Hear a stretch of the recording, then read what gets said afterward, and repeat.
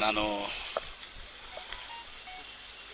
ನೂತನ ಸಂಪುಟದಲ್ಲಿ ಮತ್ತೆ ಸಚಿವನಾಗಿ ನೇಮಕೊಂಡು ಮುಂದುವರೆದು ಇವತ್ತು ವಿಜಯಪುರ ನಗರಕ್ಕೆ ಬಂದಿದ್ದೆ. ಈ ಸಂದರ್ಭದಲ್ಲಿ ನನ್ನ ವಿಶ್ವಾಸ ಏನಿದೆ, ನಂಬಿಕೆ ಏನಿದೆ, ಪರಮ ಪೂಜ್ಯ ಸಿದ್ದೇಶ್ವರ ಮಹಾಸ್ವಾಮೀಜಿಯವರ ಆಶ್ರಮಕ್ಕೆ ಭೇಟಿ ಕೊಟ್ಟು ಅಲ್ಲಿ ಲಿಂಗೈಕ್ಯ ಮಲ್ಲಿಕಾರ್ಜುನ ಸ್ವಾಮಿಗಳ ಗದ್ದಿಗೆಗೆ ಹಾಗೂ ಪರಮ ಪೂಜ್ಯ ಸಿದ್ದೇಶ್ವರ ಸ್ವಾಮೀಜಿಯವರ ಅಲ್ಲಿ ನನ್ನ ಭಕ್ತಿಪೂರ್ವವಾದಂಥ ನಮನಗಳನ್ನ ಶ್ರದ್ಧೆಯನ್ನು ಅರ್ಪಿಸಿ ತದನಂತರ ನನ್ನ ತಂದೆಯವರ ದಿವಂಗತ ಬಿ ಎಂ ಪಾಟೀಲರ ಸಮಾಧಿ ಅವರಿಂದ ಇವತ್ತೊಂದು ದಿವಸ ನನ್ನೆಲ್ಲನೂ ಕೂಡ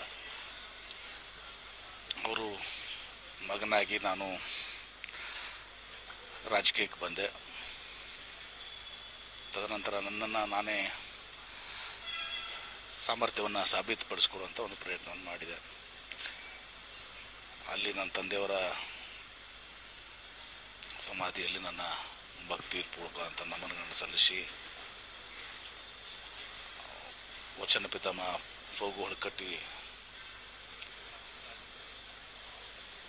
ಶರಣರು ನಮ್ಮ ಬೇಡಿ ಸಂಸ್ಥೆ ಪ್ರಾರಂಭ ಮಾಡಿದಂಥವ್ರು, ಅವರಲ್ಲಿ ಬಂದು ಸಮಾಧಿಗೆ ನನ್ನ ನಮನಗಳನ್ನು ಸಲ್ಲಿಸಿ ನನ್ನ ಭಕ್ತಿಯನ್ನು ಶ್ರದ್ಧೆಯನ್ನು ಅಲ್ಲಿ ಸಮರ್ಪಿಸಿ ಲಿಂಗೈಕ್ಯ ಬಂಧನಾಳ ಶಿವಯೋಗಿಗಳು ಇವತ್ತು ಅಂದು ಈ 770 ಅಮರಗಣಗಳ ಅಂದರೆ ಬಸವಾದಿ ಶರಣರು 770 ಶರಣರ ಒಂದು ಸಾಂಕೇತಿಕವಾಗಿ ಅಂದು ಭಾಳ ದೊಡ್ಡ ಪ್ರಮಾಣದಲ್ಲಿ ಲಿಂಗೈಕ್ಯ ಬಂಧನಾಳ ಶಿವಯೋಗಿಗಳು ಬೇಡಿ ಸಂಸ್ಥೆಗೆ ಫಗಳು ಕಟ್ಟಿಯವರು ಪ್ರಾರಂಭಿಸಿದರು. ಅದನ್ನು ಪೋಷಣೆ ಮಾಡಿ ಹೆಮ್ಮರವಾಗಿ ಬೆಳೆಸಿ ತದನಂತರ ನನ್ನ ತಂದೆಯವರು ವೈದ್ಯಕೀಯ ಇಂಜಿನಿಯರಿಂಗ್ ಕಾಲೇಜ್ ಮಾಡ್ತಾ ಮತ್ತಷ್ಟು ಹೆಚ್ಚಿಗೆ ಇವತ್ತನ್ನು ಅದನ್ನು ಬೆಳೆಸಿರುವಂಥದ್ದು. ಬಂಧನಾಳ ಶಿವಯೋಗಿಗಳ ಒಂದು ಗುಡಿಯಲ್ಲಿ ಕೂಡ ಬಂಧನಾಳ ಶಿವಯೋಗಿಗಳಿಗೂ ಕೂಡ ನನ್ನ ಭಕ್ತಿಪೂರ್ವಕವಾದಂಥ ನಮನಗಳನ್ನ ಪಡ್ಕೊಂಡು ಈಗ ಜನರು, ಜಿಲ್ಲೆ, ನಗರ, ಮತಕ್ಷೇತ್ರ ಜನರು ಇವತ್ತು ಬೆಂಗಳೂರಿಗೂ ಆಗಮಿಸಿದ್ರು. ಈಗ ಇಲ್ಲಿನೂ ಕೂಡ ಬರ್ತಾರೆ. ನಾನೇನು ಇದನ್ನು ಭಾಳ ದೊಡ್ಡ ಇದು ಅಂತ ನಾನು ಭಾವಿಸಿಲ್ಲ. ಯಾಕಂದರೆ ಈಗಾಗಲೇ ನಾನು ಸಚಿವರಿದ್ದೀನಿ, ಸಚಿವನಾಗಿ ಇವತ್ತೊಂದು ದಿವಸ ಮುಂದುವರೆದಿದ್ದೀನಿ. ಇನ್ನು 2 ವರ್ಷಗಳ ಕಾಲ ಮತ್ತು ಸುದೈವದಿಂದ ನನಗೆ ಅದೇ ಖಾತೆಯನ್ನು, ಬೃಹತ್ ಕೈಗಾರಿಕಾ ಖಾತೆಯನ್ನು ಇವತ್ತೊಂದು ದಿವಸ ಮುಖ್ಯಮಂತ್ರಿಗಳು, ಕಾಂಗ್ರೆಸ್ ಪಕ್ಷದ ವರಿಷ್ಠರು ಶ್ರೀಮತಿ ಸೋನಿಯಾ ಗಾಂಧಿಯವರು, ರಾಹುಲ್ ಗಾಂಧಿಯವರು, ಕೆ ಸಿ ವೇಣುಗೋಪಾಲ್ ಅವರು, ಸುರ್ಜೇವಾಲಾ ಅವರು, ಸಿದ್ದರಾಮಯ್ಯನವರು, ಡಿ ಕೆ ಶಿವಕುಮಾರ್ ಅವರು, ಮಲ್ಲಿಕಾರ್ಜುನ ಖರ್ಗೆ ಅವರು, ನಮ್ಮ AICC ಅಧ್ಯಕ್ಷರು ಎಲ್ಲರೂ ಇವತ್ತಿನ ದಿವಸ ಅದನ್ನು ನನಗೆ ಕೊಟ್ಟಿದ್ದಾರೆ. ಯಾಕಂದರೆ ಅದು ಮುಂದುವರಿಕೆ ಅದರಿಂದ ಸ್ವಲ್ಪ ಸರಳ ಆಗ್ತದೆ. ಈಗ ಇದು ಮತ್ತೆ ಬೇರೆ ಹೊಸ ಖಾತೆ ಆಗಿರೋ ಪ್ರಾರಂಭಿಕದಿಂದ ಸ್ಟಾರ್ಟ್ ಮಾಡಬೇಕಾಗ್ತಿತ್ತು. ಈಗ ಅದನ್ನು ಮುಂದುವರಿಸ್ಕೊಂಡು ಹೋಗೋದು.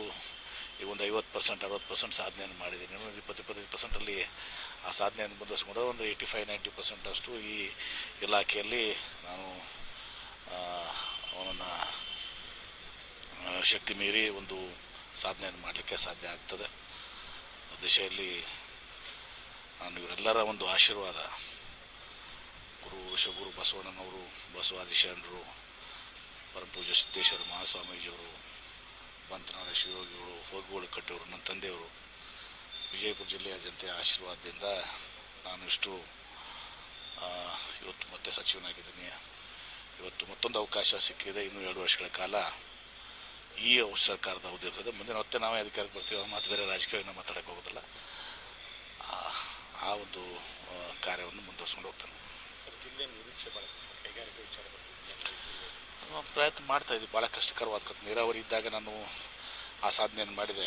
ಕೈಗಾರಿಕೆ ವಿಚಾರದಲ್ಲಿ ಭಾಳ ಕಷ್ಟಕರವಾದಂಥ ಕೆಲಸ ಇದೆ. ಸಾಧ್ಯದಷ್ಟು ಪ್ರಯತ್ನ ಮಾಡಿ ಸ್ವಲ್ಪ ಆದರೂ ಇವತ್ತೊಂದು ಹೊಸ ಇಂಡಸ್ಟ್ರೀಸಲ್ಲಿ ಬರಲಿಕ್ಕೆ ನಾನು ಆ ಕೆಲಸವನ್ನು ಮಾಡ್ತೇನೆ. ರಾಮಲಿಂಗಾರೆಡ್ಡಿ ಅವರು ನೀರಾವರಿ ಖಾತೆ ಬೇಡ ಅಂತಿದ್ರು ಸರ್, ಅದು ನಿಮ್ಮ ಭಾಳ ಪ್ರೀತಿಯ ನೋಡಿ. ನಾನು ಯಾಕೆ ನಾನು ಬರ್ತಿತ್ತಲ್ಲ ಇನ್ನಷ್ಟು ಕೆಲಸ ಬಸ್ಸುಗಳು ಬಿಜಾಪುರಕ್ಕೆ ಆಗ್ತಿದ್ವು. ನಾನು ನೋಡಿ ಈಗ ಹಿಂದೆ ನಾನು ನೀರಾವರಿ ಸಚಿವನಿದ್ದಾಗ ಪ್ರಾರಂಭಕ್ಕೆ 13ರಿಂದ 18 5 ವರ್ಷ ಕೆಲಸ ಮಾಡಿದ್ದೀನಿ. ಈಗ 3 ವರ್ಷ ಕೈಗಾರಿಕಾ ಕೆಲಸ ಮಾಡಿದ್ದೀನಿ. ಇಲ್ಲಿದಿಂದ ಮುಂದೆ ಅದನ್ನು ಮುಂದೆ ವರ್ಷಕೊಂಡು ಹೋಗೋದು ಭಾಳ ಸರಳ ಆಗ್ತದೆ. ಮತ್ತೆ ನಾನು ನೀರಾವರಿಗೆ ಹೋದರೆ ಮತ್ತೆ ನಾನು ABCDಯಿಂದ ಪ್ರಾರಂಭ ಮಾಡಬೇಕಾಗ್ತದೆ ಪ್ರಾರಂಭಿಕ ಹಂತದಲ್ಲಿ. ಅಷ್ಟು ಒಂದು ವರ್ಷ ಸಮಯ ಬೇಕಾಗ್ತದೆ. ಆಮೇಲೆ ಮುಂದೆ ಚುನಾವಣೆ ಬಂದುಬಿಡ್ತವೆ. ಅದೆಲ್ಲ ವಿಚಾರ ಮಾಡಿಕೊಂಡು ನಾನು ನನ್ನ ನಿವೇದನೆ ಮಾಡಿದ್ವಿ. ಹೈಕಮಾಂಡ್ ಅವರು ಪರಿಷ್ಕರಿಸಿದ್ದಾರೆ. ರಾಮಲಿಂಗಾರೆಡ್ಡಿ ಅವರು ಹಿರಿಯರು, ಅವರ ಮನವೊಲಿಸುವಂಥ ಕೆಲಸ ಪಕ್ಷದ AICC ಅಧ್ಯಕ್ಷರು ಸಿದ್ದರಾಮಯ್ಯನವರು, ಮುಖ್ಯಮಂತ್ರಿಗಳಾದ DK ಶಿವಕುಮಾರ್ ಎಲ್ಲರೂ ಮಾಡ್ತಾರೆ.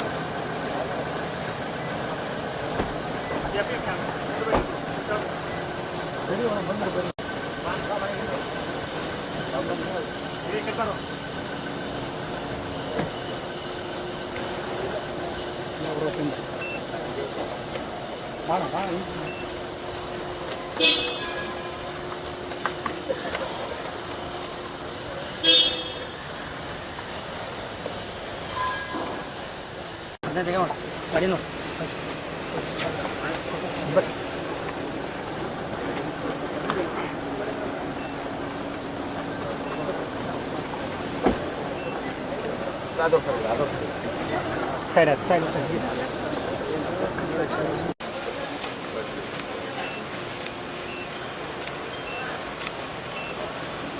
ಸತೀಶ್ ಸರ್